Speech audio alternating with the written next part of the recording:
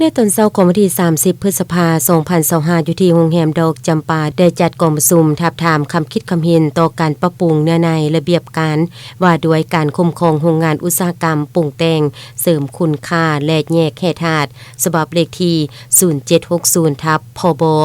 โดยเป็นประธานร่วมของทานวงคำเจริญสุขห้องหัวหน้ากรมคุ้มครองโบเฮทานแก้วอุ่นเฮือนจันทวงศาห้องหัวหน้าแผนกพลังงานโบเฮแขวงพร้อมด้วยพนักงานเข้าร่วมจุดประสงค์ของกองประชุมในครั้งนี้ก็เพื่อเผยแพร่ระเบียบการว่าด้วยการคุ้มครองโรงงานอุตสาหกรรมเสริมมูลค่าและแยกแร่ธาตุฉบับนี้มี8หมวด31มาตรา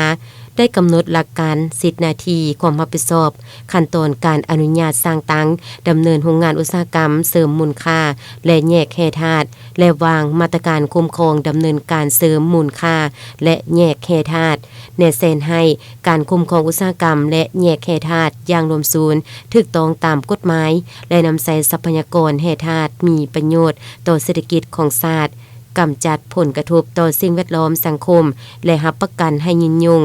ครั้งนี้ก็เพื่อให้ผู้เข้าร่วมได้รับรู้และเข้าใจเกี่ยวกับเอกสารดังกล่าวนี้ในกองประชุมผู้เข้าร่วมยังได้พร้อมกันประกอบคำคิดคำเห็นเพื่อให้เวียกงานดังกล่าวถูกต้องสอดคล้องกับแนวทางที่ภาครัฐได้วางออก